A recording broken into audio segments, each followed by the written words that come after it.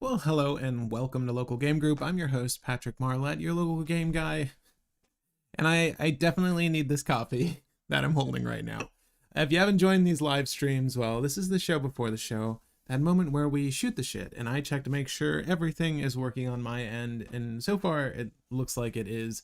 I've been doing nothing but running errands this whole morning since 8 a.m. So, I'm gonna take a sip of this coffee. Oh, yeah, that's good. And we're going to talk about Black Luffy. Not Purple Luffy, not Red-Green Luffy, not Starter Luffy.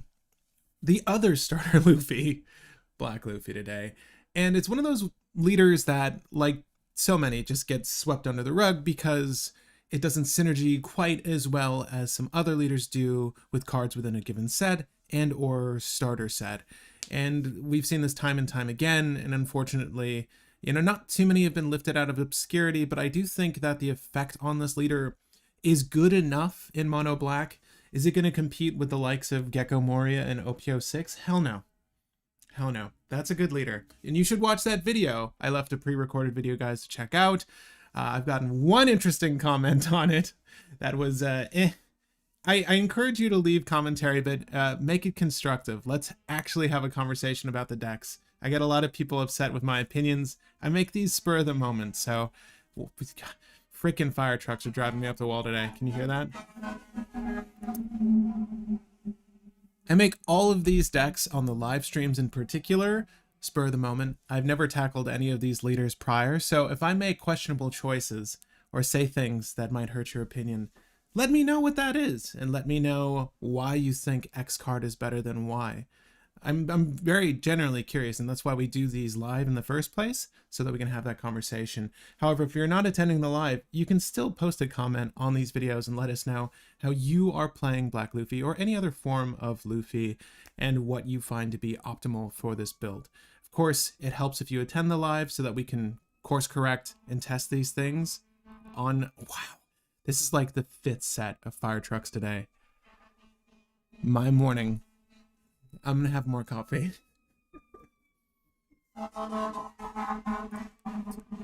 Hopefully the noise canceling's working and you're not getting as much of that as I am. I live right on the street where it's occurring. So if the noise canceling is working, kudos to you, OBS. Kudos to you. But guys, if you're here, thanks for attending the live. Again, we're going to be working on Mono Black Luffy from Starter 8, if I'm not mistaken.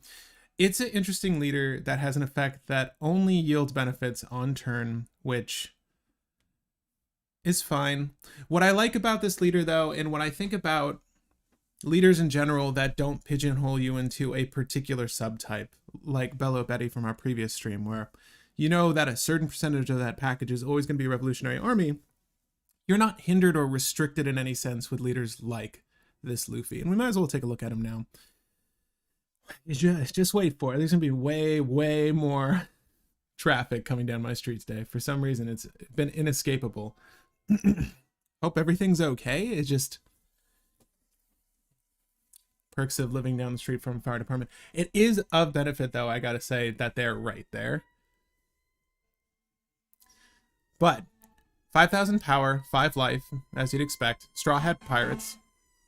Straw Hat Crew. I feel like I've been playing so much Cyberpunk that it's making me... it's putting me in a weird headspace with all the noises. But 5 life, which you expect from monocolor, unless you're a Nell, or frickin' Whitebeard. Your turn. When a character is KO'd, give up to 1 Rested Dawn card to this leader. So it says when a character is KO'd, generally speaking, that does mean your opponent's characters, although it doesn't stipulate your own characters getting KO'd. I don't think there are many situations in which you can KO your own characters on turn right now in OP05. But that is something we can explore if there was like an engine that benefited this Luffy in the future. That's something you should bear in mind. When you see that, hey, let's just toss that in the comments. That's something we would want to discuss, right? But this Luffy is going to be interesting because right now there are a lot of great synergies in Black that just exist, like good combos that exist in Black. Namely, we've got the introduction of 4 cost Rob Lucci that does so much work in current Sakazuki and pretty much any other blacklist that wants to manipulate something that's going to do a 2-for-1, like a real 2-for-1. There is, you know, a high setup cost that Rob Lucci, let's not kid ourselves. Sakazuki helps in that you are constantly rummaging to get there, right? Discarding and drawing. So you're always going to have the cards to remove from your trash tiered deck. Whether there's any benefit in that for you, questionable. Actually, like playing Sakazuki. I've like so many Sakazuki builds, but the one I like playing specifically actually leverages Pacifista. I still enjoy them, and you can run a low number of Pacifista and benefit from them just dying, them going to the trash, Rob Lucci putting them back in your deck, and then using Sentomaro to pull them out again. So you can siphon through like 2 Pacifista, and that's all you need, because generally you don't want to hit them. Unfortunately, blue is not a part of the package here, so we've got some elements that are core to what black wants to do in black. But there are some synergies we're going to be missing out on in only being in black. But that is, of course, the cost of doing business in this instance, because we're getting 5 life. At any rate, here's where I'm going to just preface. This is a blueprint for the deck. This does not need to be your deck. As a matter of fact, it's no one's deck. It's a collective deck based on your opinions as well as mine during the brewing process. So if there's anything you don't like, let me know in the comments. If you have a Black Luffy list that's been winning every single game you've gone to, I want to see that list.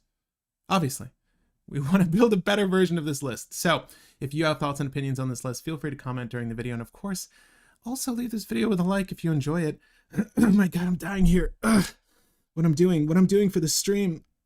Leave a like. And we're going to begin. I think it's probably time. It's probably time, because I want to bang out this deck, play a couple of games, and suss up whether this Luffy is garbage or good. I'm getting like a weird ring from my Owala bottle when I talk here. All right. Let's do the thing. And again, I highly encourage you to check out that Gecko Moria deck that I left a pre-recorded video for. I feel like I saw another popular streamer, or not streamer, content creator, put up a video on it. I haven't watched it because I've already made up my mind. It's a good deck, and I like my list a lot. But if you're looking to build Gecko Moria in the future and you just want to start getting the cards for it now, there are a handful you can purchase now that will be good to get out of the way. And the same goes for this guy, I suppose. So Mono Black Luffy. What is today? I am just like falling apart over here, guys. Yeah. All right. What do we want? What do we want? We want to KO things. We want to KO things while playing out a curve, or at least minimally using Dawn on turn to make sure we have rested Dawn to give to Luffy. And we want to make sure that we get all the killing out of the way before we swing with the Luffy, right? Because there is no once per turn nonsense to this effect. We can gain a lot of Dawn on turn just for KOing our opponent's stuff. So you're being rewarded for doing what black wants to do. Well, up until this point where this came out, a lot of the KO effects, and they still are this way in black, require you to trash a card to get the effect, whether it's starter Garp, 6 cost Sakazuki from OP02, a 3 cost Kobe, who's a personal favorite of mine. Again, hint, hint, Gecko Moria, amazing combo deck. But the other side of that coin is making sure that we can get the KO on the things we want to KO. I think a majority of this deck should be character-based. Right now, there's so much removal in the meta. There's too much damn removal, if I'm being frank. It's a little startling how much removal there is in the game of One Piece right now, because there are too many situations where your opponent winds up with a character, you lose your character, you play a character, they lose a character, and it's just this weird constant exchange that it feels like a situation where, did you pull the right curve and remove their things on curve? Did your opponent pull the right curve and remove your things on curve? It always boils down to that, and you can lose games just by having a set of bad draws and then losing board and then losing game. And obviously things like Red Purple Law are pretty prominent now because it's a new leader, people are excited about it, but there's a lot of support for that deck, and it's overtly blue ass effect on a red purple card. I don't understand why he bottoms things, but he does that. We're going to try to stick a board though here, and all we want to do is do that, get a few recovery effects in here, like the new Rebecca, like the new I might just like wait 30 minutes for all of this to settle down. I don't know if you can hear all these noises, but it's, let me know if you can. At any rate, we want to make sure that we get the KO on things, we're able to recover things that die, and we have enough KO effects to actually benefit from playing this leader, because I do not like playing leaders for colors, and I do not like playing leaders that don't have an effect that impacts the game in a meaningful way. Whether it is the core to the strategy or just something that benefits the general strategy. Another reason why Sakazuki is so damn good. Right? And I don't mean this Sakazuki, although I loved playing this one.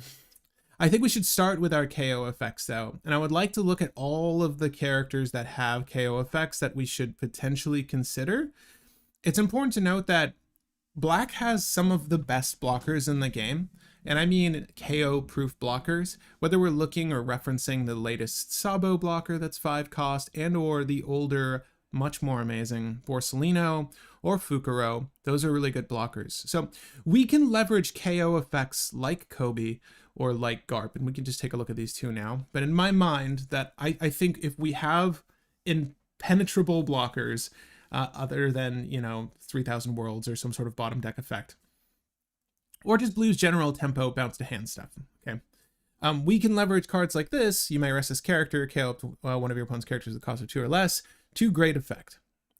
So the strategy of having a low end board is not that frequently seen anymore, unless you're facing down a Zoro, right? So Kobe's effectiveness is hampered by the cost of the characters. However, we can still run effects like Meteor Volcano down here, or sorry, Great Eruption, excuse me, to go -2 on things and kill their potential 4 for 5 or 4 for 6 character. 4 hits a lot of things in this game, and Kobe is still generally useful. And again, with our KO-proof blockers, he should stick around. I do think, though, that this is just okay in this list. It's not premium removal. It's never a first option, but if your deck supports it, I think it's always worth it. I feel like this would have been really good in the Rocinante leader, but he is not in Black. So we're looking at Garp now. So Garp is repeatable value. This is something that's going to give us the KO effect as frequently as we would like it, coupled with Luffy's ability. So we can get the kill on a thing, potentially their blocker. Again, 5 is really the top end of most blockers these days. You'll notice there's a lot of really amazing 5 for 6k blockers. Queen has always been around, but we see so much of 5 cost Kid in lists that probably don't need him. I hope the price on him goes down. I've made some bad trades already where I don't have any more 5 cost Kids, but not every deck needs him. Trust me, he's good. You don't want him in every list. He's not worth the price he is right now. We also have like the old school green Trafalgar Law, a 5 cost blocker. There's so many amazing ones. The new Sabo I mentioned, that we want to punch 5 cost. However, we only hit 4 cost here. So again, like I was saying, the flip side of that coin, we want to make sure we have a lot of level reduction. I don't think that's enough to say that this isn't a good KO engine for the deck though. The fact that it lacks any sort of counter power in hand is damning, but we'll work out our numbers in a second. I do want to just start with a play set. Oh my god. Start with a play set. I don't know. Is there a world event happening? Please let me know if I should just like be packing my bag. I'm hearing so many ambulances and police department cars. Helmeppo. Good card. Good card in Gecko Moria. In other decks, not so much. I said I wanted to look at the KO effects, but I think while we're at this, we should just look at our level reduction cards. And Hina's one of the ones we're going to want to consider. Hina's really good off of the modern blocker Rebecca, but I don't want to run, again, too many cards without counter power. So we're going to try to cut numbers in a few. Okay. There's this level reducer, but he's not good at all. You know what's weird? I actually really like this Shirahoshi. I don't know if she does quite enough, but I do like the fact that she is doing the same thing as Hina, and she is a 4 for 0 blocker. I don't think she gets enough love, but I'm not going to say that you need to consider her. This is something that I actually considered in Gecko Moria, though, not to keep dredging that up, but it's good in that deck, too, especially if you have a lower end KO effect in the list. Like, you would be using 1 cost Kobe, potentially, instead. But again, not as good as the Helmeppo and Kobe combo. Watch that video. We're going to use Tashigi. I think Tashigi is a pretty easy fit into the list, which does put us in Navy at this point. So we're going to want to consider brand new in a few seconds. This card's amazing.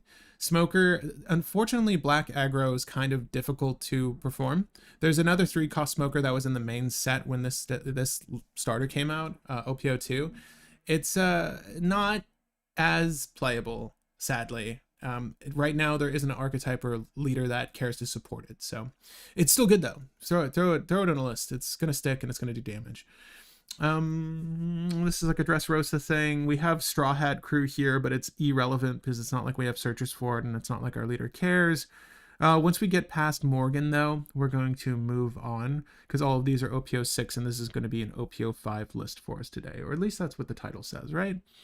Sengoku is interesting, but again, we don't want to dip our toes into too many more, say it with me, no counterpower characters.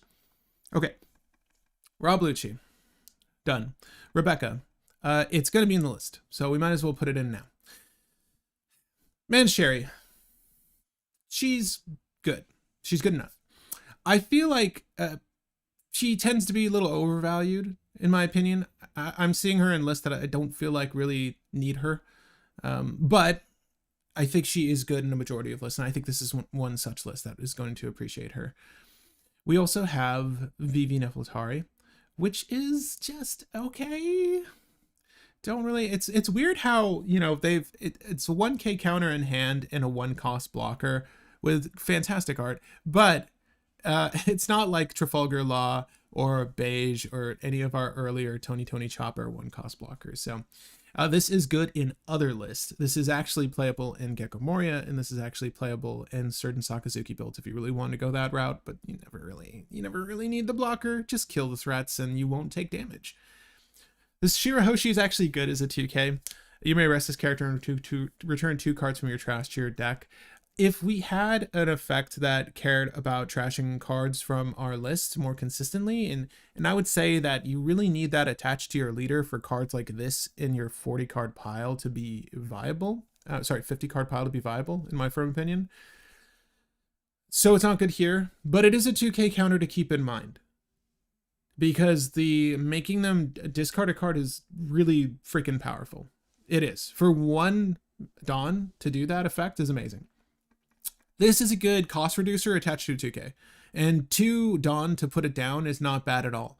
And it's doing actually 3 things for us. So One-Legged Soldier is amazing outside of Dressrosa. Because 1, it's a 2k counter in hand. You always need those. It's only 2 to trash this to get -3 on one of your opponent's characters. So pretty potent stuff. It's going to help us kill pretty much anything. But I say 3 things because we want the card in trash to play into Rob Lucci's effect. So if you're doing the math on a 6-cost turn, 6 Dawn turn rather, you can do Rob Lucci and the One-Legged Soldier. That's pretty good synergy in my book. We'll probably stick to Suru to have another searchable 2k counter. I don't like playing Tashigi often. I see people roll with it. It's always going to die. It's not my favorite 2k counter, but I do think that between this and Khalifa, it's probably better to run this if you wanted another cost reducer in a pinch. And if she does stick, which would be crazy, you're going to get some real benefits long-term from her, especially in a list that cares about killing shit, right? Okay, other KO effects, there aren't any that we're looking at here from Dressrosa, or at least ones that will play into our deck. I mentioned the Sabo, so we might as well look at him. This is the new 5 for 6. It's sort of like the sweet spot for blockers these days. I'd say 3 for 4 is also a really good spot for blockers. But on play, turn 3, Sabo, your characters can't be KO'd by card effects until the start of your next turn. Draw 2, then trash 2. So this plays really well into our deck because we want to have an active trash. It also works really well if we have a Garp pre-existing and or a Kobe pre-existing, because it allows us to get the kill and keep those things alive without any work on our part, right?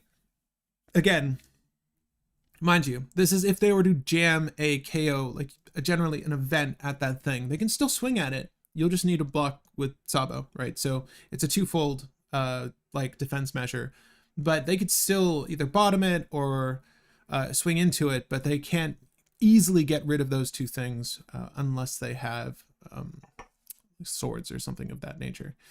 I think Sabo's fine. I don't like running blockers ever, and that's just a personal preference. I will use ones like Rebecca because it has so much combo potential and you're getting so much value out of just playing Rebecca that it doesn't make sense not to run her. There's a reason she's a secret rare. She's fantastic. And at least in that Gecko Moria list that you might have watched already or are watching now instead, there's of course Cerberus because that's just super good value. I think Sabo is something I'm going to cut down on, but it is a decent 1k counter in hand and of course a blocker. We are going to want to jam those Borsalinos though, I think foremost. And Fukuro's fine. I think Fukuro makes its way into lists like the black-yellow Linlin because she needs as many KO-proof blockers as possible to sustain herself, refuel life, go on, refuel life, sort of dictate which plays actually happen and which plays actually damage her. Fukuro is great there. I don't know how I feel about it in other lists, generally speaking. I'm sure Rob Lucci, if you're playing Mono Black, Rob Lucci wants to play it, but not us. This Lucci's cute. You need to trash things or remove things from your trash to have CP9. I feel like these early sets, they've definitely restricted these archetypes a little too much. Like, I understand, you know, you don't want things to be immediately splashable into every list, but it does hamper creative deck building. So Bandai Namco, if you're listening, that's one thing I would love for you to look at for us collectively, the player. I think it would be great if more cards were accessible. It would make the mounds of cards I have sitting behind me feel less like money not well spent. Because I have so many of these CP cards from OP03. This is the Khalifa I was referencing earlier. She's great because she plays into, again, having cards in trash, but she's also level reducing on the same turn. So she does so much. She's also a 4 for 4, which is very good value. So you can don her up, swing for 5 on like your next turn, and hopefully you've been able to get a kill with her on turn as well. I think Khalifa is going to play really well into some of our event removal pieces, which we're going to incorporate. Mateus says, hello, I can already tell how this is going to go based on the fact that the deck construction is based on more of value than synergy. It means that the color is good, maybe not the leader. Yeah. Well, that's the thing. I'm not going to lie. I was not interested in the OP04 climate of this game, and OP05 is fun, but I'm not sure I really enjoy the list that I'm playing in this meta either. I'm going to try to bring back Blue Purple Croc in a meaningful way and play that locally, but it's not a deck I'm overly excited for. I'm really excited for OP06. I have been for a while now. And this is something that I know is searched in the space and there isn't a good deck tech on. So I'm hoping that we can maybe crack the code here today, or at least start the conversation so people can share their thoughts on this list. But yeah, it's fine, Mateus. Like this leader is just okay. And as a matter of fact, I'm going to do something crazy. I'm going to put Khalifa in here over Tashigi. I know it's like not searchable, but we will have Suru in the list, who's sort of the bread and butter for the level reduction 2k counter strategy. I'm happier with that. Isho is fine. I don't know what it is about Isho. I swear to God, he's always dead on arrival. Every time I play Isho, he's hard removed, and it's not like he's that good. If I'm going to be frank, he's not really that good. The only thing that kills me when people remove him, and it's like when I play Gecko Moria and I play that 8 for 9 Gecko Moria, it's amazing because it sticks, because people feel like they've done its work, and it's not a threat anymore after you've played it. And even if they did remove it, you're going to recur it with Dr. Hogback, right? So it's a win-win. When you play Isho, there's still value on it because it could level reduce everything, and then, oh, they're going to win the game. It's like never as damning as you think, and it always gets hard removed. And the only thing I really care about this Isho is that it hopefully made them trash some cards, but will also be swinging for 9k. That is such a heavy swing, and it never gets there. I can't remember the last time I've actually swung Isho after playing it. So what I'm trying to say is I don't know if it's worth it in the list, but we do need a top end of some sort.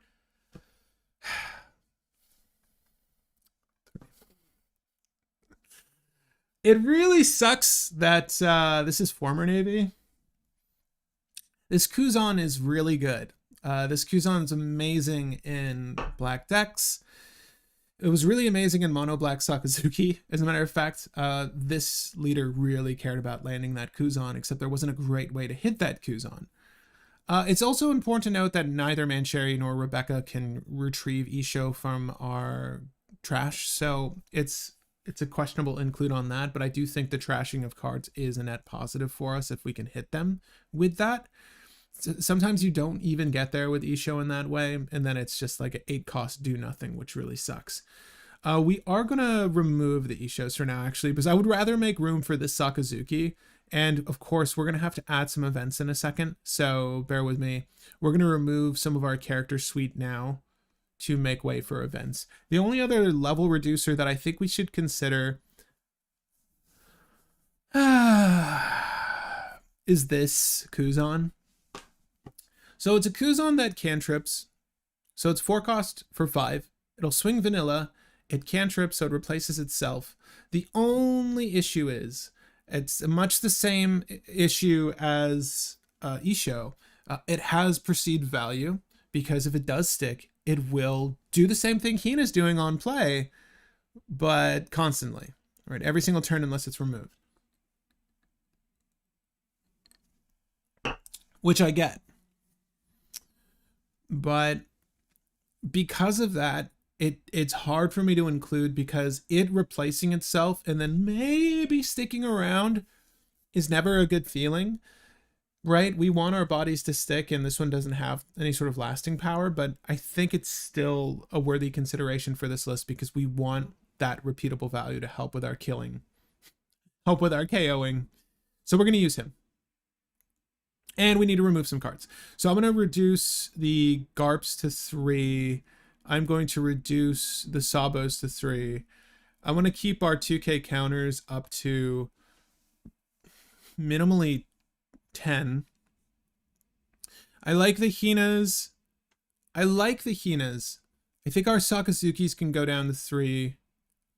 I want a full set of the Luccis and the Rebeccas, because those are the ones that are going to be doing the most heavy lifting. But we do need more KO effects. Now, for a list like Sakazuki, Ice Age has more applications. If it's not good in your hand, you discard it.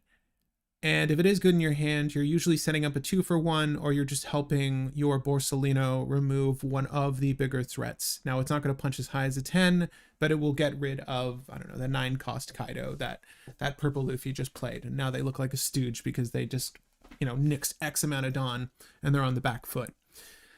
Ice Age here is just okay. I don't think it's doing enough. I actually like, it's interesting because not many people play this card, but I find Soap Sheep to be very good, especially if you're trying to go wide with what you're doing. You're killing.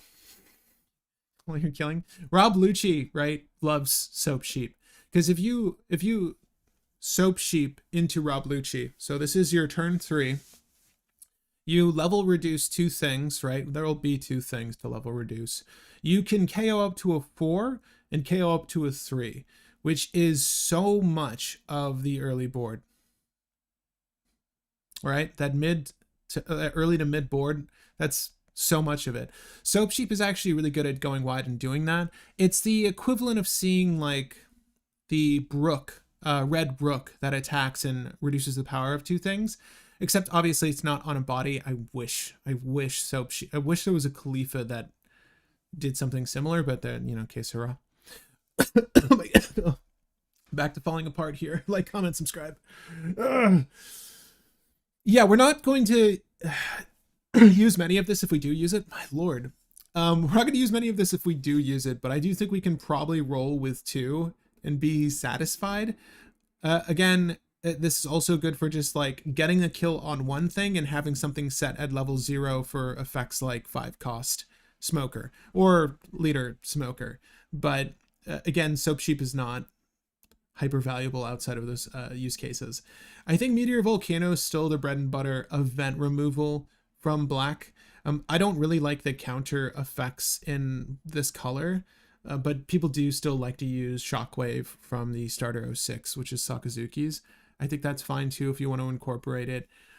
I wish we could use Marineford here. I'm actually a big fan of Marineford as a stage. Sadly, the stages in this game are all kind of, most of them are just okay. There's a few that are really great, and then a majority of, I would say like 9 out of every 10 stages is like just not playable, sadly. But agree with me, disagree with me? Let me know in the comments, because I know you will. All right, Gum Gum Bell. Gum Gum Bell, anyone? You may add the top card of your life to your hand. So draw a card. Let me get this straight. I get to draw a card and reduce a character's level by 7 this turn. It's kind of dope, and the recovery effect on the back end is amazing because it will not only recover our Suru and our one-legged soldier, it actually recovers our Mancherry and our brand news. The trigger on this is actually really good and hits so many targets. I don't think its main effect is good enough to warrant using. I actually quite like Great Eruption, and I like Meteor Volcano. So those are the ones I'm going to try to slip into the list that are removal effects. Ace's Stage is fine. Striker, right? Or whatever it's called. It's okay. There's two philosophies on Ace. There's decks that leverage that heavily, and there's decks that don't go near that. And I think it's, as I said, it's okay. This is tough because Sabo doesn't really move our strategy forward, but it helps us keep our board, and that's relevant, right? I want to keep our recovery cards, but I do want to make room for more. Let's look at our numbers.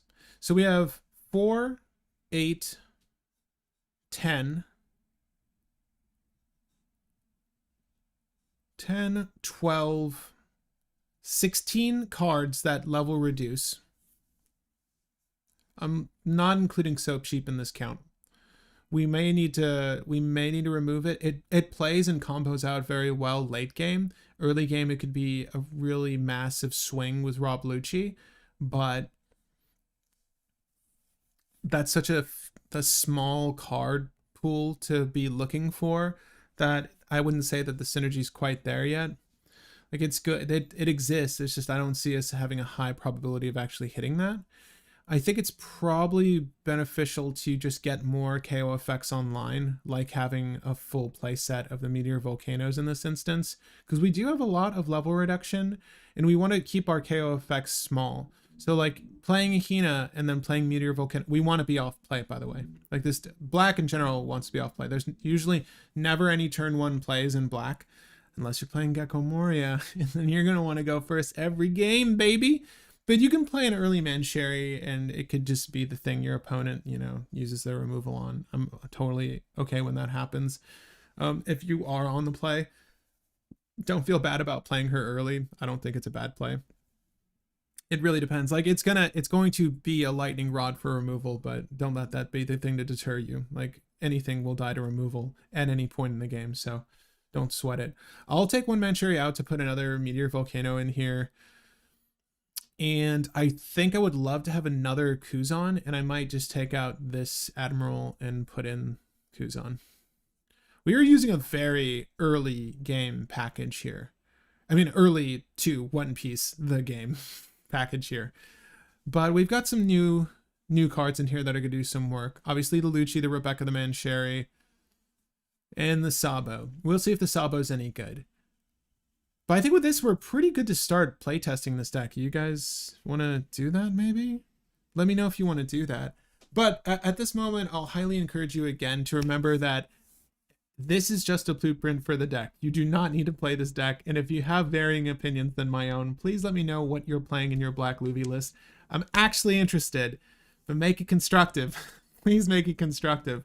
It's so interesting. I play so many TCGs, but the One Piece community online has been really interesting towards opinions on deck building, and I don't know where that comes from, but I would love to have a conversation with you guys if possible.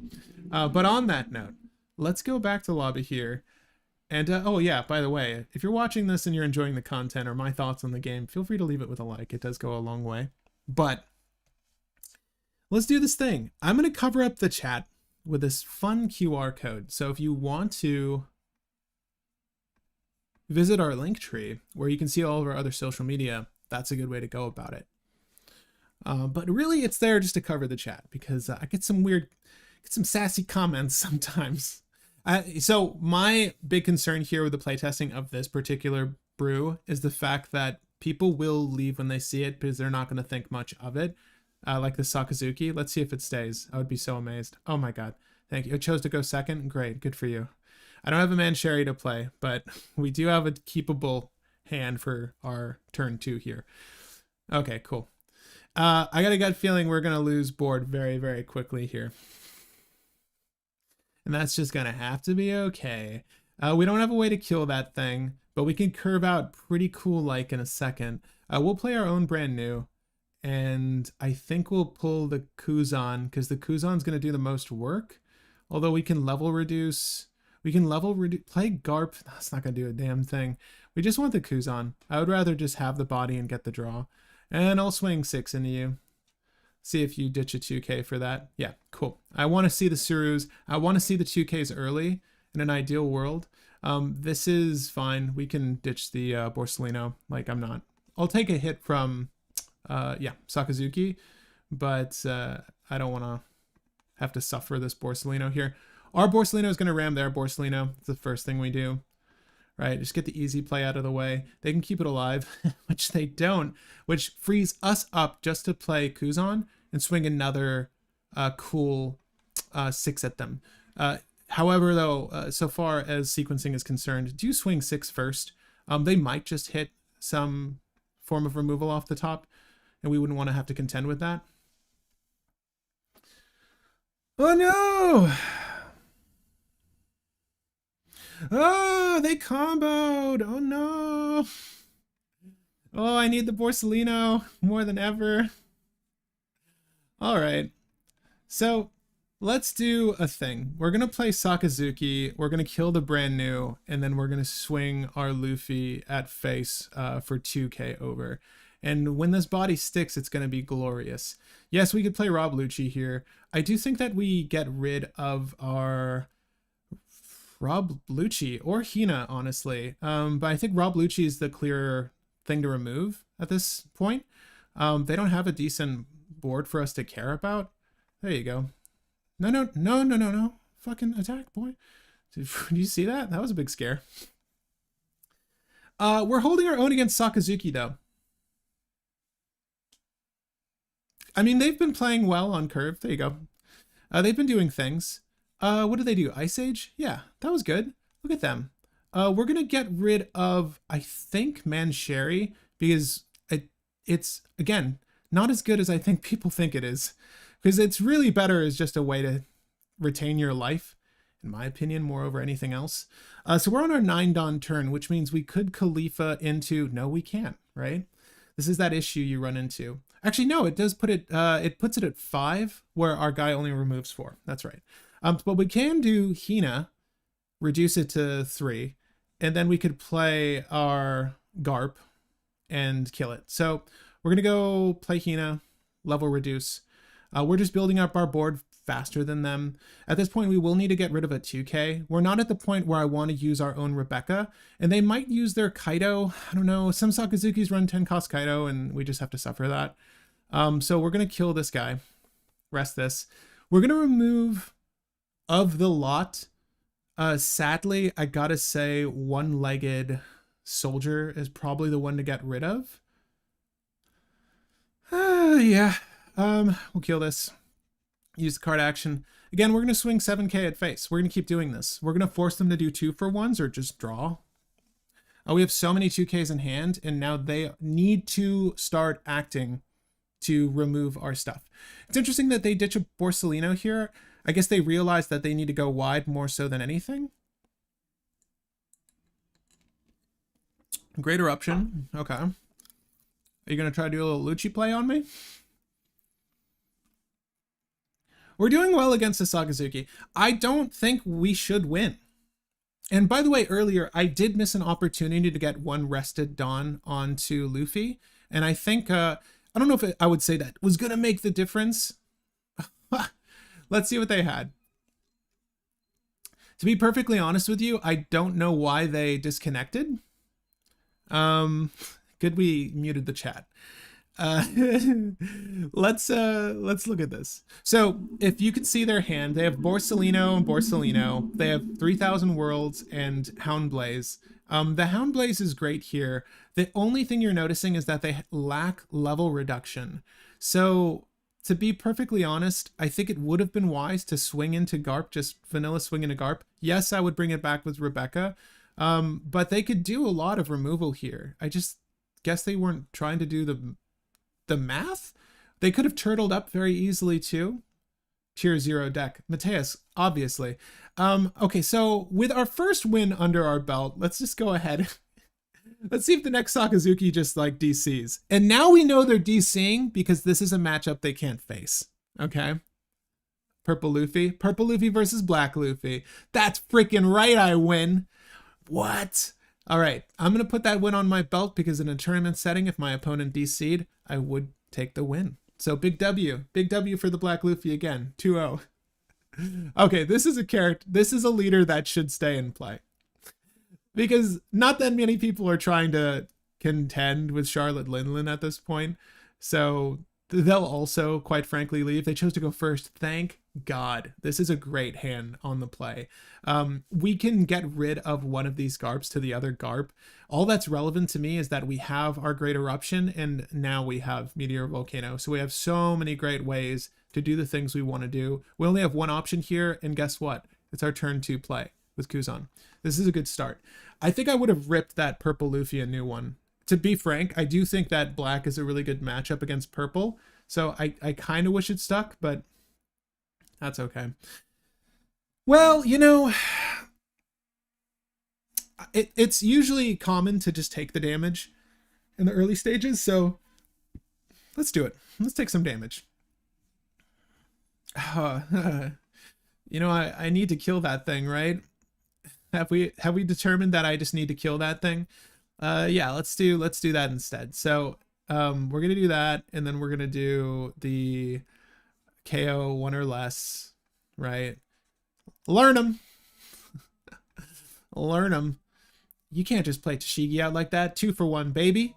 Dude, please discard. And again, please let me know, is there something happening in New York City I should be aware of? There's like, this is like the 7th ambulance. I don't know how many you've heard with me today, but there's been a ton. I think they're determining whether they want to play the trigger of like a Cracker or a Sanji or something. I don't really know.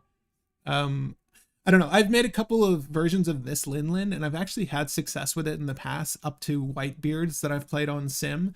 But again, generally speaking, people DC when they see this Linlin because it's not, it's very demanding to do that effect. It's not like playing a Nell, which is just bullshit.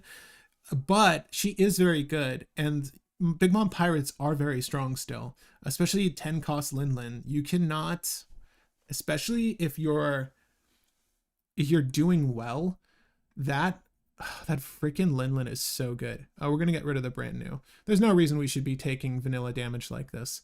And Gadatsu's fine. Gadatsu's kind of mid, in my opinion. I see it all the time, and I don't really think it just feels okay. I think it's going to lose its flair as soon as better cards come out. We're going to get rid of the Garp here, and we'll kill the Gadatsu, and we'll use the effect, and we'll swing. So see if we can pressure some cards out of hand. Are you near Queens? FDN's battling multi-alarm fire at Queens apartment building. Is that why? Okay, because I'm hearing helicopters. This has literally been like, when I went out to run errands this morning, I was there was a bunch of fire trucks, coupled with the fact that when I came back, there were multiple fire trucks from my station alone. I'm pretty sure they deployed everything then at this point. That's crazy. You know, they keep not doing enough, and they need to start pressuring me actually. So I don't care. I'll kill this Kuzan in a second. But yeah, Mateus, thank you for letting me know. Genuine, like there's been so much of a ruckus here, and that's good to know, because normally speaking, there have been like electrical fires in the neighborhood, and that's the biggest thing that happens. But duly noted, glad Alley does not work in the neighborhood.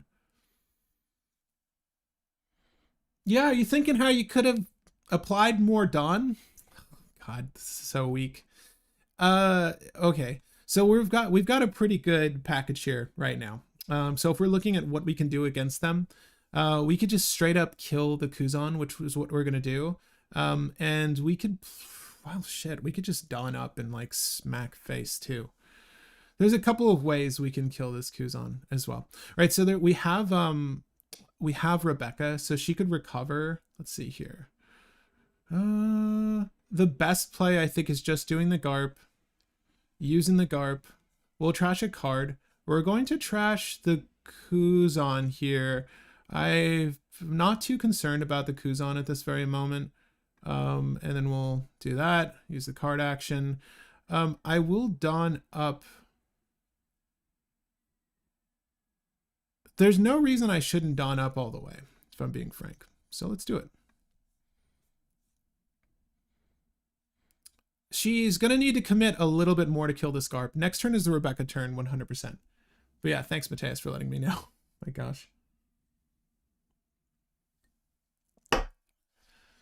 Let me know if I should move too. It's doubtful, but... I could use some draw. So I would love it if this person swung into me at this point. So at this stage, this is normally where you see, you know, interesting.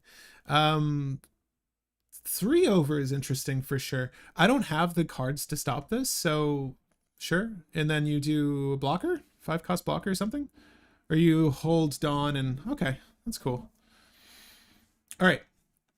Like I was saying, this is that Rebecca turn, pretty sure.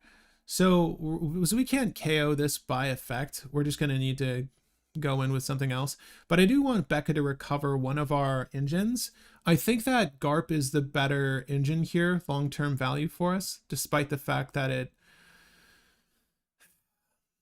it does require us to trash a card. Maybe the 6 for 7 in this situation would be better. Let's just roll with Sakazuki. I really do like the boy. We can just play Sakazuki here, but we won't. We're gonna go just play a character from my hands. No, we're not gonna. And sadly, there's no good combo play here to have. Maybe they've got a yellow event or something for me. Who knows? That would be better than blocking with the Borsalino, presumably.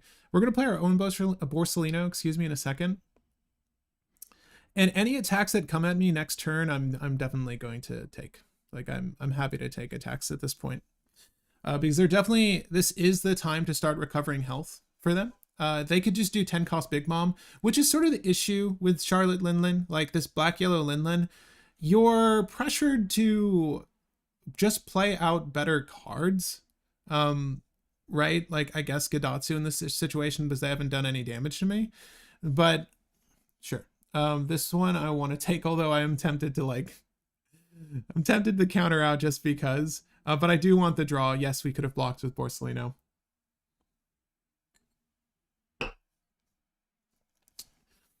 Oh, no KO effects. That's pretty good. They had to discard card. Oh, I see. I forgot. Totally forgot the back end of that card. Well, we've got plenty of things to kill things later. We can use Rebecca now to grab the Garp and just play Garp. Dude, might as well. So we'll grab the Garp. Kuzan would be kind of cute here too, right? If we top deck a Raw Bellucci, that would be really sick. But Kuzan is going to help us kill so much of this board. But I do just prefer Garp. Man, I don't know. We've got 2 blockers here. I feel like this is a real pain point, but I got next, send the code. Sean, 100%. I'll send the code. I don't have any good playables, but we're going to go 1, 2, swing 7. Draw a card. Draw a card. So right now, Sean, just for your knowledge, we're 2-0. We beat a Sakazuki and we beat a purple Luffy. So if you're wondering if black Luffy is any good, use the card action? Sure. Top deck Lucci. Okay. I'll intern with that. Gadatsu again. Do it. They should just Big Mom at this point. With the one blocker, I think they're in an okay place. We've got 3 attacks on them, but they have such a flush hand that if they just play... Okay, so this is going to just warrant a block. Like, it's one or the other. And genuinely speaking, it could just very easily be Rebecca in this moment. Because we know they can kill Rebecca very easily. I think this is 10 cost Big Mom turn. The fact that they're not even trying... Oh, there you go. I don't know. Let's sure. I think that we should probably stave this off and just kill some shit with Sakazuki here. Right? Actually, I do want the draw. Let's kill some shit with Sakazuki, but I do want the draw. No trigger. Cool. Okay. So we've got Becca again. And Becca... we don't have a Hina in hand yet. I'm surprised we haven't hit one of our Hinas, because I think I'm running the 4 of them, if I'm not mistaken. Hey, Sarah. We can play Sakazuki, though. Dump hand. Sakazuki should kill... We should try to be killing this Yamato. So how's the best way to do that? I'm not going to say it would have been playing fucking Hina, dude. I'm so annoyed we haven't drawn one of our Hinas yet. And there's no good level reduction that we can acquire from Grave at this point. But Sakazuki can punch up and hit it, though. If we did Suru, I know it feels like overkill. If we did Suru and Sakazuki, we could just kill the Yamato. It's a good idea. And then we can sort of punch at this. This is not the way I want to do this. Again, the combo that would have been best would have been Rebecca into Hina, into Sakazuki, but, you know, is what it fucking is, I guess. We'll do that. We'll use the card action, and then we'll go 2 over. We'll kill this Gadatsu. They can block or they can counter out. I'm honestly okay with either at this point. They're probably holding on to some of their... Sure. They're probably holding on to some of their engines, though.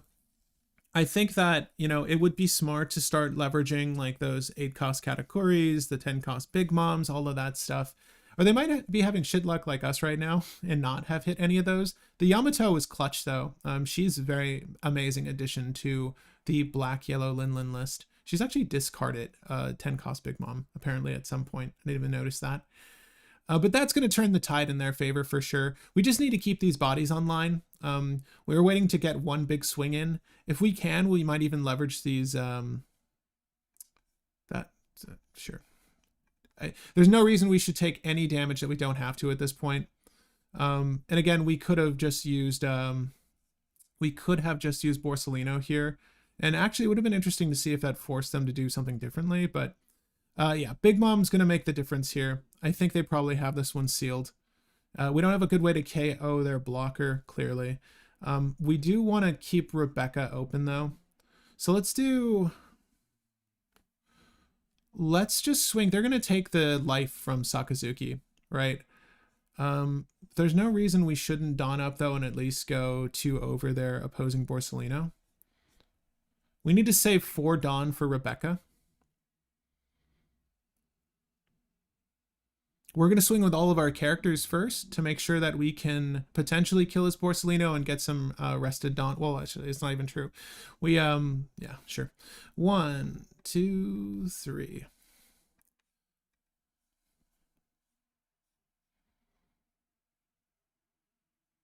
I hope they block with Borsellino. It would be a mistake if they did. Nah, okay, cool. Good on them. We're going to do 1, 2 over again.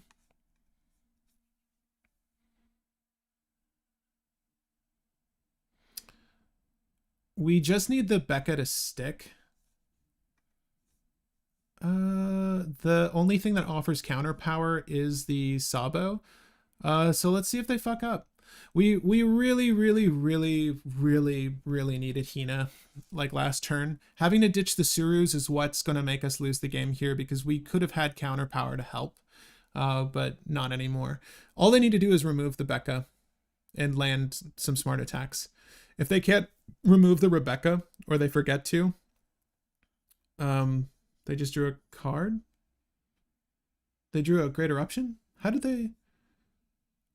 What happened? Oh, sure. All right, cool. So they have a way to remove it. They need to do damage with, if you're doing the math, 2 things. So depending on how they allocate Dawn here, they might mess up. We'll see.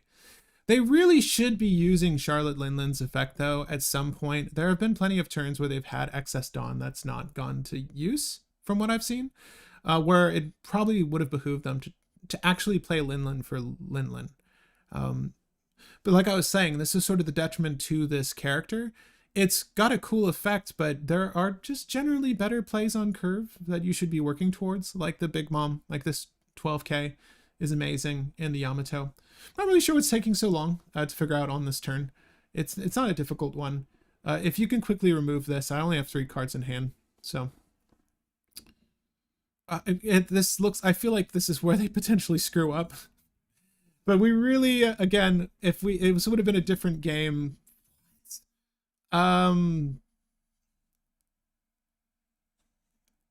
Okay.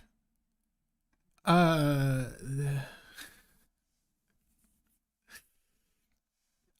don't know what's going on. Did they think Gadatsu is better than it actually is? Well, look, at this point, they need to gain another life because they fucked up that opportunity through some other effect, right? Which is, I guess, Katakuri at this point? Are they... I am so confused.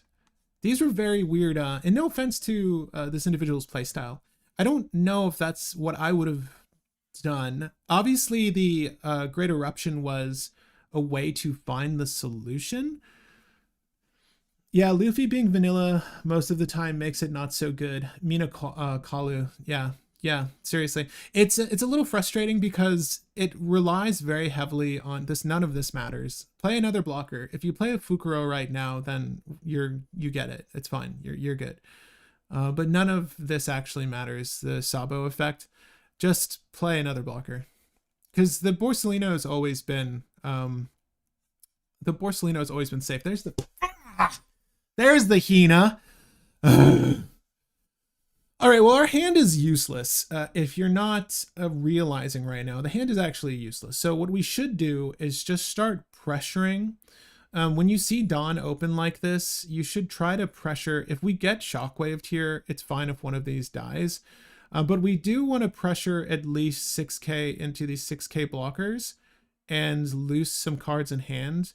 The best thing we can do at this point would be to just ram everything at him. So we'll see what happens. It's more important that they just have 2 blockers, less so that this one's not KOable. I think we just swing Borsellino in. We can swing Borsellino in at 8. We can swing the Surus at 5. 1, 2, 3, 4, 5. 2, 3, 4. We can swing 1 Suru at 5. Let's do this.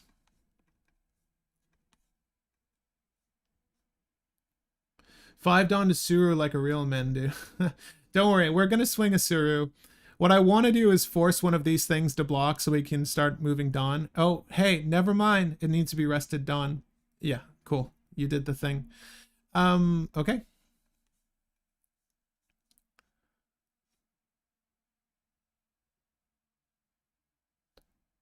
I don't know. This has been a really weird game. If we just top deck another blocker, we would have been like a really cool place.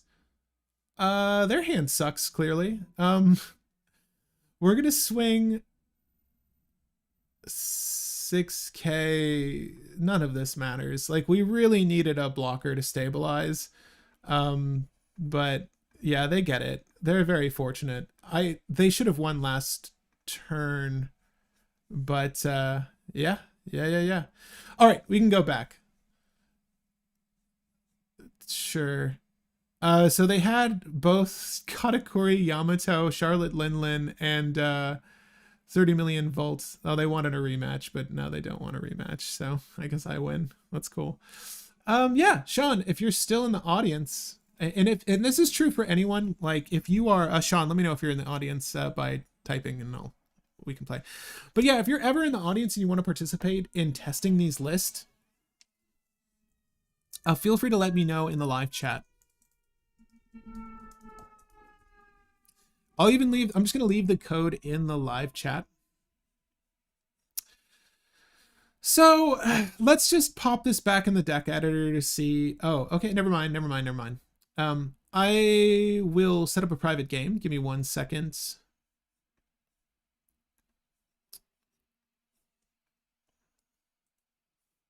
But yeah, this is for, again, anyone that wants to play. But if you're ever available on our live streams to playtest the decks with me, that's going to do the most work actively, getting to find out with you guys which inclusions are pulling weight, which aren't. We got really shafted there, just kind of with bad luck. There were obviously clearer play lines and things to do with Hina than we were, I should say Rebecca, than we were allowed. And sadly, we never had any of the good tandem characters to play alongside Becca, but it is what it is. Again, having to loose those 2 Surus was the worst part. We just didn't have any good solutions. But this will be our last game for today. Let me just make sure that I'm good with someone else. I need to, I'm recording something else later, but this will be the last game and then we can just discuss the deck. But Sean, thank you for joining me. Let's go ahead. I'll go second, which is honestly really bad in this matchup, but it is gonna have to be fine. So we're gonna keep this hand because we finally have something to do with Rebecca, not to give anything away. And Sean, I'll encourage you not to look at my hand. Obviously, if you're playing against me, don't look at my hand, but Sean and I have played before, so I'm not worried about that. We'll do this. Let's get a Meteor Volcano, and I'll pass.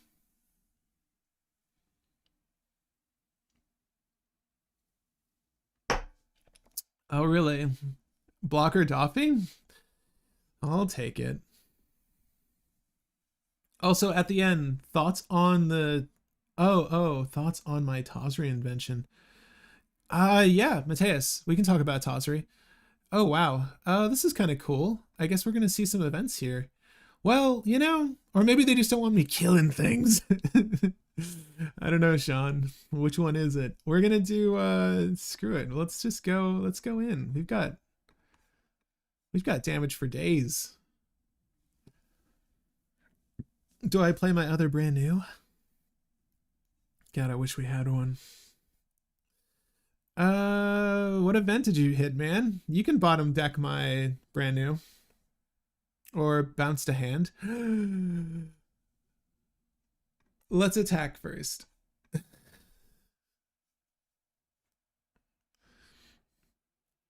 Also at the end, thoughts on Tazri.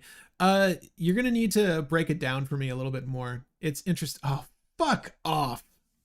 Sorry. We have a brand new one-legged soldier in a Rob Lucci that we just get to toss into our grave. How sweet is that shit?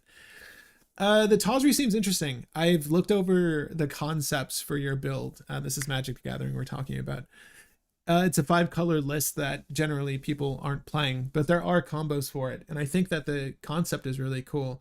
It's going to use some oddities that you wouldn't see in the 99 of other lists, but so far as 5 colors is concerned, that's fine because you can do with a few oddities because the rest of the list is just chock full of the best cards in Magic's history. So you don't mind. So here we've got an interesting turn coming up because of my matchup with Sean right now. Blue cares about bouncing or bottoming cards. This Sabo is not very good in those situations. Like the KO proofness doesn't really matter. But this is definitely... Oh, that's interesting. I was expecting a Zeph or something, but you don't really want to keep bouncing brand new. This X-Drake is a version of the 3-cost Doffy that we saw from set 1. This is a new addition to the game. It's decent. It's another one of those 5 for 6 blockers, again, the kind of common values we're seeing nowadays that are out there. And it's decent. We should just play on curve and threaten Sean with a card that he cannot bounce with Crocodile's effect. So that's what we'll do. Let's go ahead and play out Sakazuki. I will use the card action here, and just based off of our hand, it does make sense for us to go ahead and ditch this. We'll Dawn up, and we'll attack. And I will pass. So I'm not gonna lie, I think that this Luffy is okay, but it's just like Minakalu said, with the it being vanilla most of the time is kind of a bitch. Like it's really cool leader, but it doesn't get to do the thing often enough, and that's kind of frustrating. It's not really getting rested on that often, because if you've stuck a board, you're allocating Dawn to your board to get attacks off, and you're not necessarily playing on curve anymore. And because we don't have a meaningful top end, maybe we should incorporate 10 cost Kuzan so that we can play a thing, kill a thing, give rested Dawn, and at least swing with a 6k and have removed their biggest threat. Like, that might actually be the right avenue of approach. So, I don't know. There's a couple things we can do here. I do think it's just important we leverage Luffy's ability as much as possible, so I will do this. I honestly like having this in hand late game. I think that this Kuzan's really nice and all, but between these two... No, it makes more sense to grab this one, I think, because we can just grab the one we've gotten rid of. Let's see here. This is obviously not really great right now, but long term it will be good. Okay, so we'll do 1, 2, swing. We're gonna go attack here. We'll go attack here. We might have a 1 cost event. Or not. Okay. Well, this is interesting. Usually Crocodile on curve is like a pain in the ass. We can actually keep brand new around if we want to be that person. We won't. But we won't. I really want Sakazuki to die. But I had a gut feeling that was going to happen. So this is where they do loose for Dawn to get rid of the brand new, because we will beat them most likely if they don't remove brand new, which is really sad to say.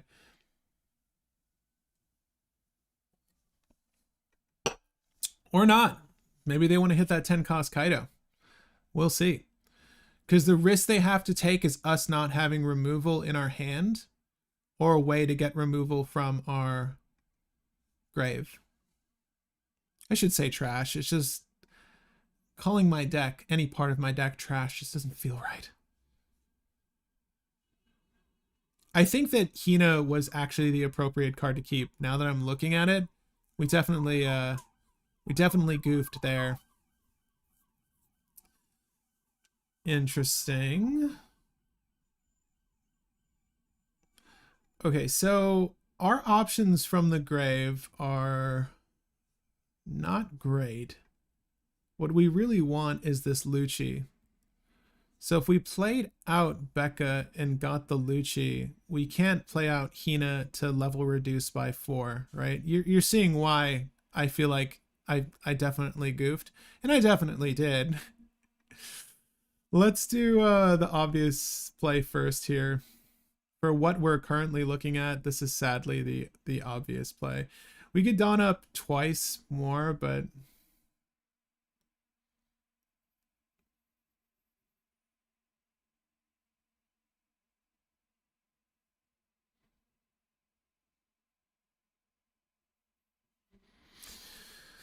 okay. You'll notice that Monkey D. Luffy in this situation does jack shit. We needed to not lay our... So far as sequencing is concerned, your sequencing actually changes when you play this Luffy, and I'm not really playing for those sequencing shifts. Sean clearly has another Dreadful Mihawk or something else meaningful to play in hand, so the best thing we can do right now is just lay down some hate. I do think that playing this first, then this is the right play. We will grab... We need Hina for combos. So we will grab Hina. I will not play Hina right now, but I will swing vanilla here. And thank you for the subscription, by the way. Kuzan is not long for this world. It will get Mihawked in mere moments. Or we might actually just see a 10 cost Kaido, excuse me. I know that's another favorite. And I mean the one that bounces an 8 and a 4 drop. There's no reason in my mind why, you know, this Croc's not going to swing it brand new. And then we expect to see the Kaido come up, right? And, you know, we could use the blocker. Obviously, this is sort of broadcasting. I feel like Mihawk would be a better play here, though. It would be better to just get rid of this Kuzan. Or, you know, you don't necessarily want to have to murk the Rebecca. Oh, this is good, too. This is good, too. Anything to bottom deck. So, thank goodness. We don't have to take this, so we won't. And then we'll see what else they get out of their 6 Dawn. All right, so this is sort of the bitch move this deck does, and I mean that lovingly. It's fucking annoying to deal with, sadly, but we have to contend. So what we can do though is this. So let's do. We've got Dawn. We've got enough Dawn for jack shit. Let's see here. Let's do some math. If we cost reduce by 4, bring this down to 5. We can bring it down to 3, right? That's not enough for jack shit. So what we're going to do is this, deploy, grab the Lucci. We're going to play the Hina, level reduce this. We're going to play the Suru, sadly, level reduce this. We're going to play the Rob Lucci. We're going to get rid of our events. You should always start with your events because there aren't any black cards to retrieve events from your trash at this moment in time. We are, of course, going to kill these. Sadly, this is going to give them their shit back. But, you know, that's just the cost of doing business. I would rather do it this way and get the most out of our Luffy than the other way. But what's good is that they're just events. Like, that's fine. We can just... We're going to have to deal with them eventually, and we don't have a way to bottom deck shit. So in an ideal world, we would have been able to like ram our opponent with our... this is outside of Gum Gum Rain territory, and they can use... They're obviously going to have to use Gum Gum Rain here, which is good for them. But we did dictate like what those Miss All Sundays got to do on turn, so I don't feel so bad. We were missing out on this combo much sooner though, and that does piss me off. Like, I really am upset that we couldn't get to this combo sooner because I took the Kuzan. In all seriousness, I feel like Kuzan would have been a good play, but driving into plays on curve, it would have just been smarter to hold the Hina in hand. I know you'll normally see people do this with Sakazuki lists. This is generally where you find the Rebecca Hina combo these days, as of doing this live stream. They like to pitch the Hinas. A lot of people do. It is generally more appropriate, though, to hold it, despite it not having counter power, because you want to use the recovery effect on Rebecca for something else. And then ultimately, Rob Lucci's dead. And then ultimately, you're going to be able to play this and get a good recovery out of your card. Like we just illustrated with Rob Lucci. That's generally what you want to do. I guess Croc should -4 to get rid of my 5k. The only issue here is they don't have any blockers, and unless they present one, right? You have the rest of your Miss All Sundays in hand.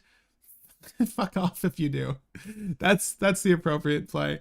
We will block with the Rebecca. There's no sense in keeping her around ever.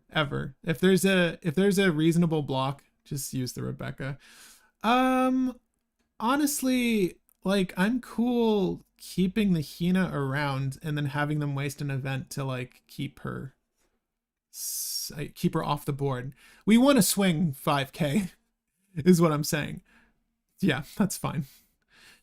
I feel like we're in a good spot though. Because we could just swing Suru for 5 and then we can swing the rest of my Dawn. We want to get at least 2 attacks off to threaten life here. But yeah, there's no sense in like letting me keep the Suru. All right, so here's what we can do. We can play this somewhat like remotely safe. I wish we had Sakazuki in our grave, but he did get bottomed. We don't have any KO character in our grave right now, and maybe we are lacking in that, or we're just not seeing them. But in an ideal world, we would be able to, you know, retrieve our Sakazuki. So the combo for this deck, I should say, is 4-cost Rebecca, Hina down a 9 or lower, and then play Sakazuki that you've retrieved from your grave. But because of the nature of blue, we're having to contend with, well, this. So they could just have like a love, whatever. I don't know. There's no reason we shouldn't do this. So I'm just going to do this and see what happens. You could play it safe though and play the Beccas and retrieve things and yada, yada, yada. I don't really mind taking damage at this point though. So yeah, cool. Yeah, there's no, I don't know what for 2 Dawn you could have had. Sorry, chat was muted. If you were typing. Sean. Guys, if you're interested in seeing one more match, I actually do have time. So Sean, I can do one more.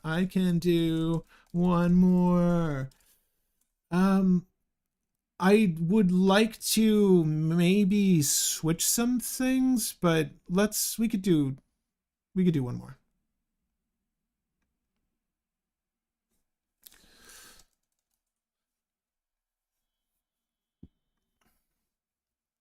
I'll show you Tazri on Friday. Just imagine Tazri, Naxaw, Click, and Kinnan, or ability to discounter. So this is just another bad matchup for us. Great. Two bad matchups in a row. Great. Because we need our shit in our graveyard, and we're never gonna have that, sadly. Is this good enough to keep? Not really. All of our shit's gonna get bottom decked immediately, so we need to threaten like with a little bit more. We don't have a turn 1 play, and we don't have any KO effects. So I don't really like this. What is this hand? What is this hand? Okay. What is this hand? This is such dog. They let me mull dog water. You got this. I'll take the draw because I freaking need it. Oh my sweet God. Oh God. Okay. All right. So right now, the play we would want to make is murking the freaking Zoro Juro. But if you notice, we don't have that freaking potential. I'm trying to refrain from cursing. This is, dude, my hand. You have no idea.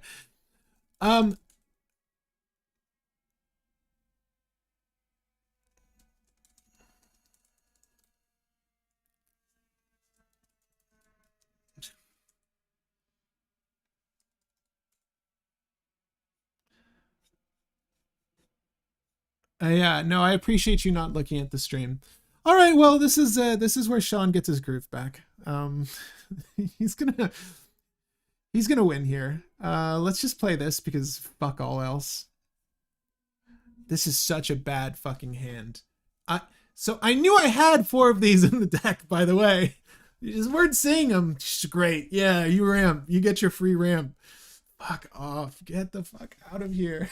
What the fuck? I'm just so floored right now. Well, you know, Mancheri doesn't have 2 sticks to rub together, so what does she matter? I ask you, what does she matter? Dude, it wasn't even necessary. Wasn't even necessary. Oh my God. All All right. Well, okay. So what do we have? Do we have a way to kill things? We don't even have a way to kill things. Jesus Christ. Uh, sure. Do this.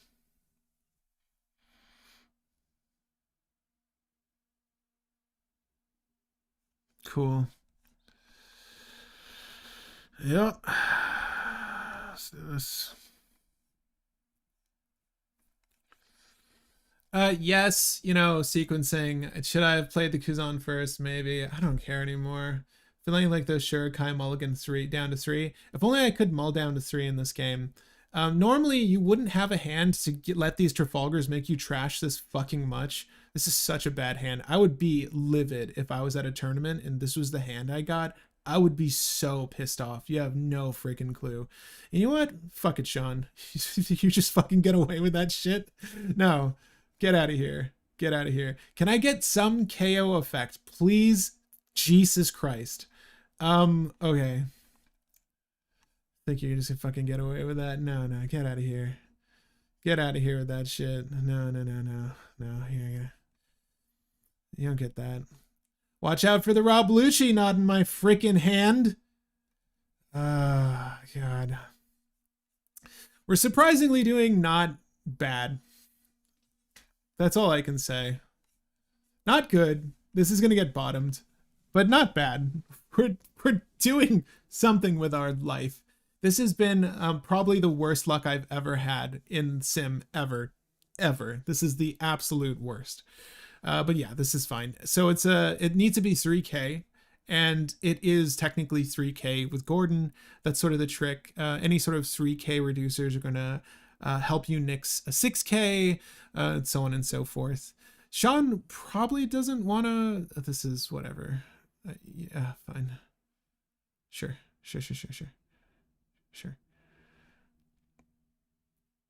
Do you have less Dawn than me? I guess you do, right? I'm not even paying attention at this point. Oh, sure. Okay. You're so lucky, man. You're so friggin' lucky. I saw all 4 Hinas and all what I had 4 Hinas. I don't even remember. Yeah, go for it. God. Cool, I guess. Draw Dawn. Fucking Merc. I don't give a shit about your whatever Beppo. It's whatever. Do this. Eat dick.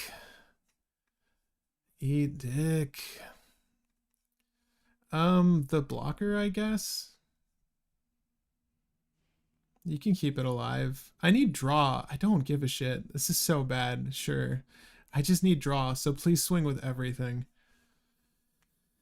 Good bit of news is that Sakazuki is kind of hard to remove off the board. The bad news is that if you notice, this deck is extremely character heavy, so it's rare that we're going to see any events except for in this instance. We do need to discard 1 card. The card we can discard here, oddly enough, is the Garp. Oh, it's draw 2, discard 2, right? What happened? Draw 2 cards and trash 1 card from your hand. Oh. Did I trash a card from my hand? I don't think I trashed a card from my hand, but I'll take it. Like I said, I want all the draw in the world. I'm not really too concerned about these attacks.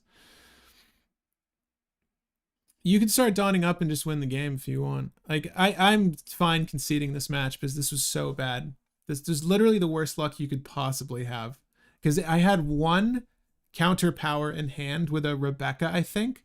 And I think you made me trash it. I don't even remember. But we saw all the Hinas. We saw, I think you bottomed 1 of my Kuzans.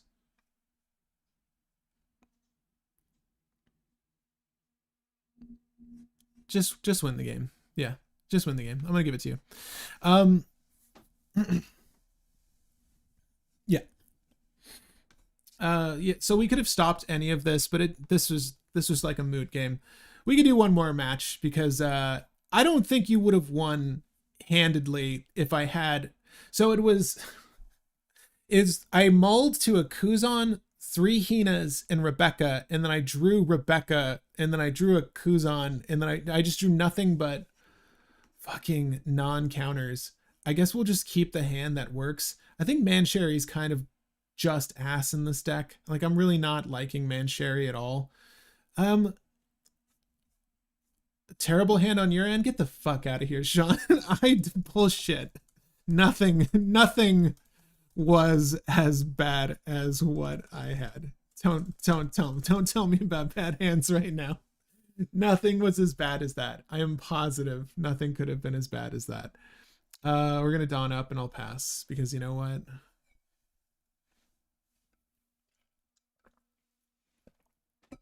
We don't want to take too many free hits. Usually the first one we take, but you know, because I have the counter power, do I do it? Nah, we'll eat it.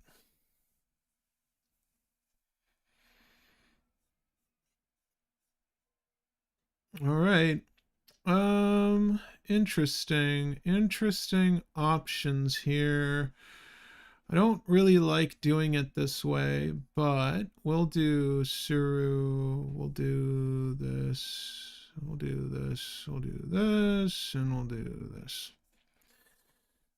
Pretty easy take on the damage there. There's no reason not to take that. Like, you're not going to ditch your hand this early. Red Purple Law is trying to critical mass like mid game. Like, you want to do all your you know, honestly, I don't mind this here. I'll draw 2 and discard 1. And of the cards in my hand, we've got a lot of combo potential here, and I don't want to really ruin that. I think we could just get rid of one of those too.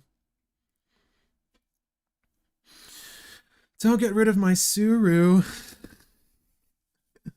Don't get rid of the Suru. All right, you got rid of the Suru. Okay. So you might notice, like, we've got combo potential, but we don't really have what it takes to kill the whole board right now, which is what we want to do. The best thing we can do with this hand is, frankly, this. So that's what we're going to do. The real question is, though, like, what do we trash? So at this point, it's one of these two. It's one of these two. And genuinely, I would prefer this late game, except this isn't Great Eruption. This is it's something shitty. So we want to do... You get why I want to keep both, right? Because we can sort of combo here.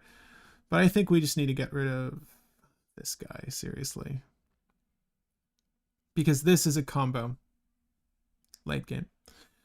Sure. Oh, we'll get rid of this. Kill that. Use card action.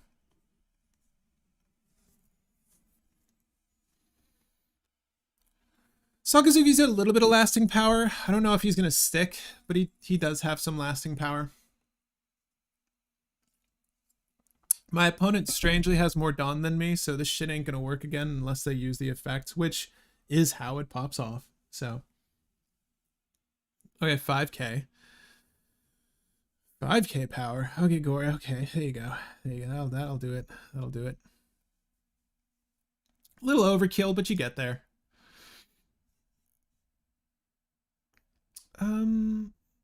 Yeah, okay.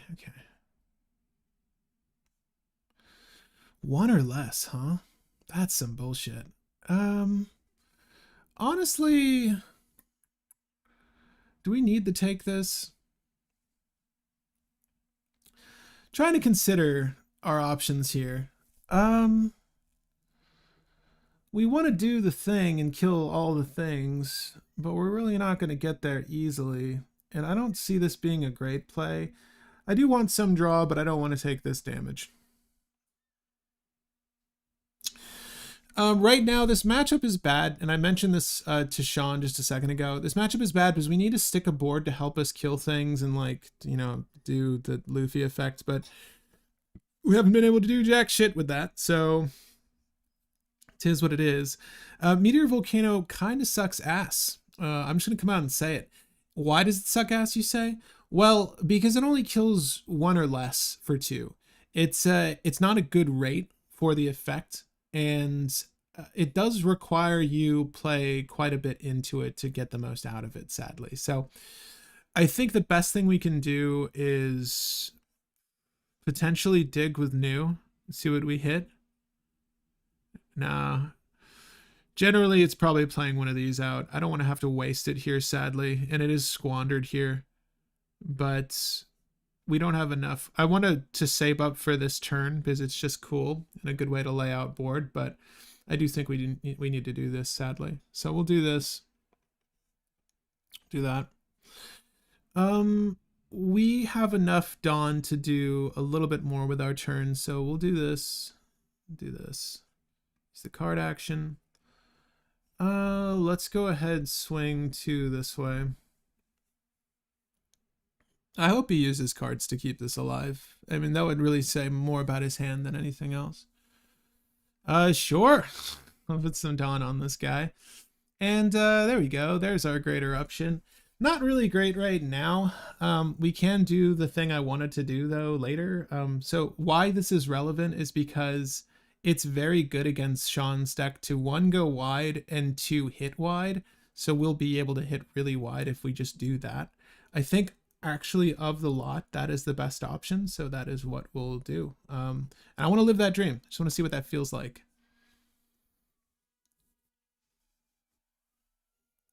But right after this game, we can definitely chat on the deck. Sean, man, you have no idea. If you're listening to the audio, well, it's telling. But dude, that was literally, you can get rid of the Hina. That was literally the worst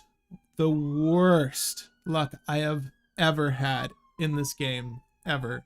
I think if I countered out, I maybe could have survived and won, but I just didn't care.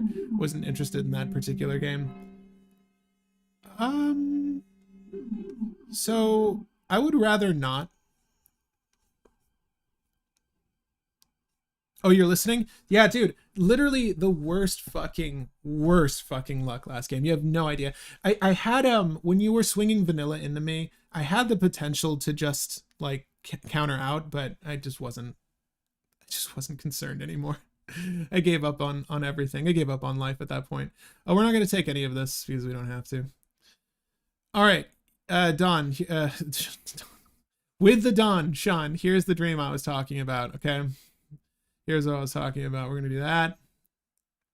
We're going to do that. We're going to do this. That's the dream. This is the dream I've been wanting to live, and why it felt bad to get rid of the Hina earlier. But we'll do that. We'll do that. Yeah, we're going to do this. Use it twice. Use it twice. Damn, I remember from your CDH YouTube. Looks like this TCG must be pretty good. Vincent, there is still a CDH YouTube for you to check out.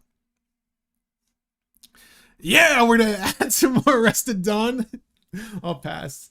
But no, dude, triple Hina. You just bottomed one. You just bottomed one.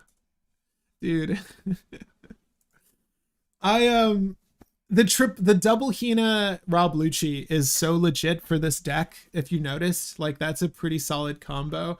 I am expecting to lose some of my board here, but I don't really mind. And screw Man Sherry. You gotta make your opponents commit to some attacks, and that was one of them. Damn, I remember CDH YouTube. Looks like this TCG must be pretty good. So yes, we're still covering the game, mind you. We're not done talking about Commander. As a matter of fact, we still do FNMs, Vincent. So if you ever want to swing by and play in some FNMs, that's the best way to do so. So at this moment, obviously we can't do jack shit with this. We needed the Man Sherry. We're gonna do a 6K swing with Hina, because he can't protect this Eustace kid whatsoever, and he probably wants to hold on to it, so sure.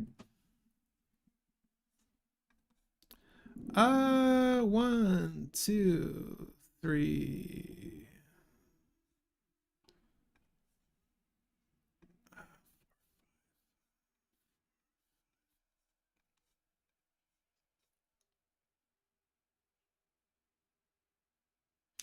Did I play my cards right, Sean? Let me know.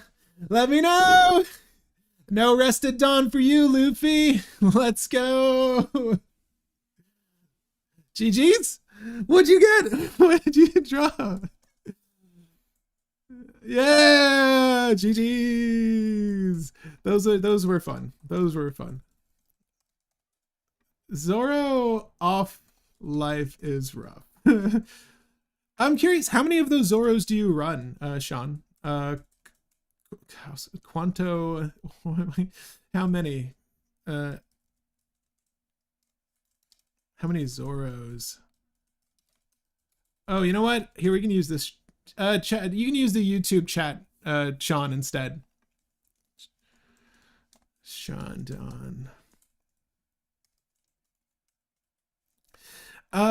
3 Zoros. Yeah, I think 3 of the Rush Zoros makes sense. I mean, it makes so much sense for that deck, dude. It's so good in that list. It's not necessarily what you want to see off life, but I think if you are able to maintain a board, hell yeah. Like, I think that it makes sense. So is Black Luffy definitively better than Red Purple Law? That's the question we sought out to answer today. RP Black Luffy RP Law.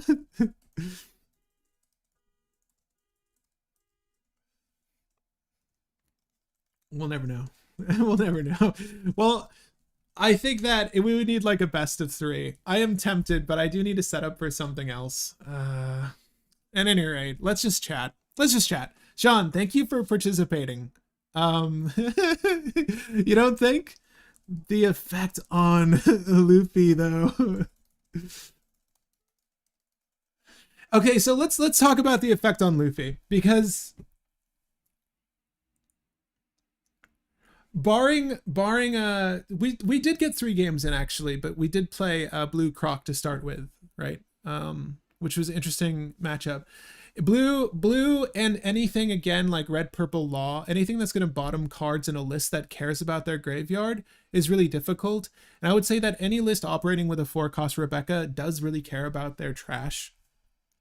So it's difficult when you have your best assets bottomed, because there isn't a good way to recover or manipulate those at that juncture, right? Today we learned that Black Luffy is better than Sokka. Yeah, well, we did see Black Luffy beat Blue-Black Sakazuki. I'm glad that was game 1. And I'm going to take the win from that Purple Luffy, who was a coward.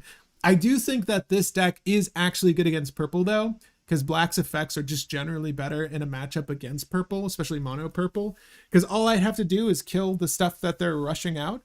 Obviously 5-cost Magellan is sometimes a detriment, but as I've mentioned with the Mono Black Gecko Moria gameplay, Magellan is like a double-edged sword. I don't really mind seeing Magellan that often. It's honestly great when they go down on Dawn and they miss their curve, and because they don't want to have to take the life. Like ramp is the general strategy, but yeah. But no, Sean, what do you think about Black Luffy? And audience, what do you guys think about Black Luffy? Closing thoughts for me are, it's fine. It needs more KO effects on demand, and it just won't always get there, sadly. There are some games, again, where I think we pulled ahead the one game where, I think it was with Sean, where we really needed our 3-cost Hina off Rebecca into Sakazuki, and we did not see that line. But we did still clinch it later. And it was on us for not taking the Hina when we had the opportunity. And I think that was a missed opportunity for sure, especially because we knew that there were a lot of bounce and bottom effects in that blue list to kind of win, a win through our Kuzan, or at least remove our Kuzan, I should say. We had a matchup against the blue-black Sakazuki, and then we had one black-yellow Linlin. The black-yellow Linlin won. But again, it was a really weird circumstance where they had all the right solutions at the right time, and they were sort of they were playing for time, oddly, when they could have just clutched it. They weren't in a position where they needed to turtle up, but they did. They should have used their effect to just gain life, because they were sitting on 3 no-K counters. It was very weird. They still won, which is all that matters in their situation. But I don't think we should have lost that. That matchup wasn't bad for us. I think we just had a poor run of luck again with that particular list. The second game with Sean sucked for me. It was so bad. I hate playing from behind like that, especially when we never really leveraged Luffy's ability in that matchup. But then again, that is sort of the issue with this list. It is going to be very inconsistent at doing the thing with Luffy, and you do need to sequence things poorly, actually. You don't want to run out your characters in advance of attacking with pre-existing characters or your leader, because that gives your opponent the opportunity to activate triggered events or characters to KO things on your board, which hurts. Like, you don't want to see those actions played out, right? So you're sequencing in an odd way to make use of an effect where you get to play Rested Dawn onto your leader for poor sequencing. It's really only good when you're playing on a curve, and you're playing on a curve with effects that KO things. And we just didn't have enough, or we didn't see enough of them. Like one of our first games, we never saw our Hina. Like, we never saw the Rebecca Hina combo. I don't know how often we even did that outside of the one game. But by and large, this seems like an okay list. Like, it's really relying on the strength of where black is right now as a color. There have been fantastic cards in the past, and it keeps on getting new ones. I think that people are off 6-cost 7k Sakazuki when they should still be playing it. Like, it's a very good card. And it works especially well with things like Mancherry, who needs to trash things or remove things from your trash to your deck to recover things. Really good with Rebecca, obviously. And extremely good with Rob Lucci for those same reasons, right? You do want your trash to be full up. And in lists that aren't able to rummage, like Sakazuki is, and that is, again, discarding to draw, you're not going to get there very easily. So would I say that Luffy synergies really well with what black is trying to do? Yes and no. Only in that the ways you're getting the KOs to give the Rested Dawn to Luffy are infrequent at best. And as was stated earlier, you're generally swinging for vanilla. So based on my observations, that's how I feel. But generally, I feel like that genuinely, rather, I feel like this could be a decent list, provided it had the right support. And right now, I would say that the cards that are existing in black's pool synergy better with some of the other leaders that are out there. So I wouldn't say that you need to drop what you're doing to play OP05 Black Luffy. I think that this is a list that can get better. And to answer the question from the beginning of the stream, is it garbage or is it great? It's honestly neither. It's weirdly in a middle position. Like, I didn't feel like it was bad. There was never a moment where I felt like the deck was failing me. But there were certainly moments where I felt like the leader's effect was failing me. So the leader right now, garbage. Black, great. How about that? That's where it's in a middle position. I just don't think that this leader effect is doing enough relative to some other leaders out there. Particularly, again, if you're trying to play mono black, Gecko Moria is absurd from the next set. Again, you are locked in, sadly, to Thriller Bark Pirates, but for what's there, they're all really good cards. So it's not a huge detriment in my book.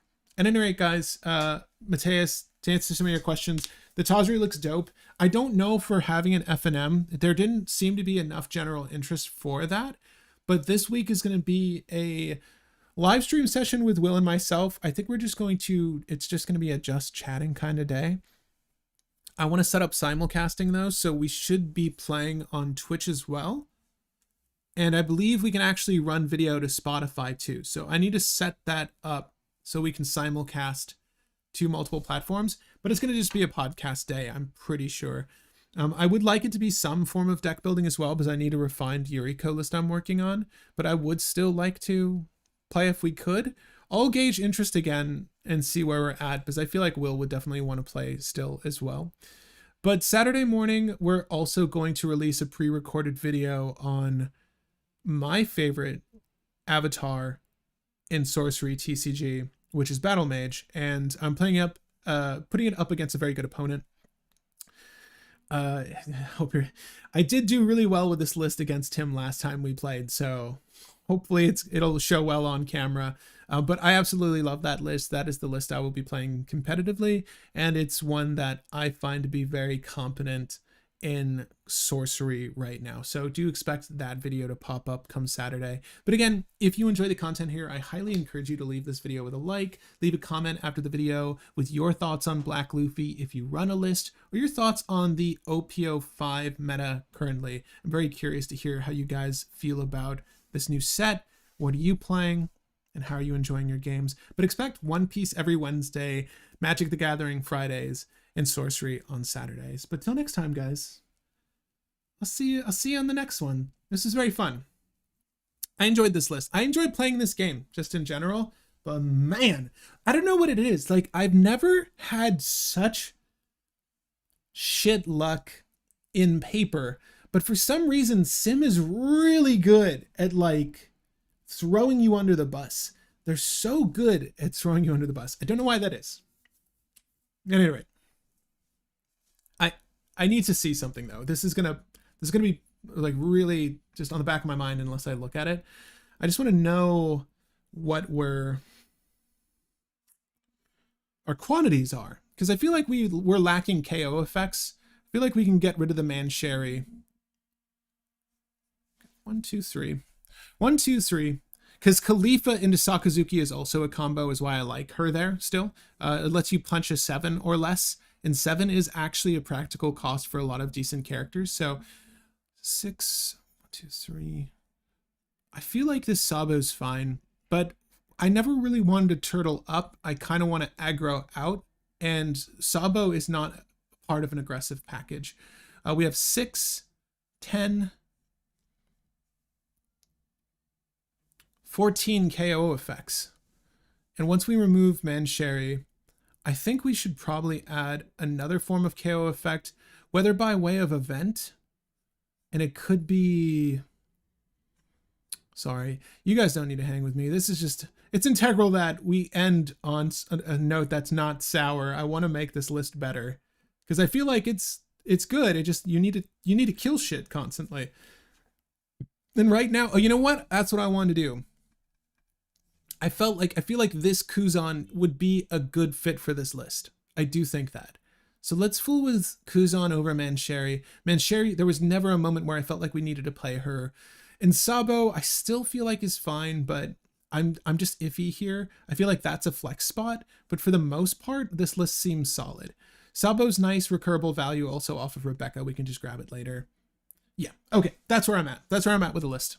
I'll leave it on the screen just for a little while so you guys can check it out. But yeah, I will see you in the next one, guys.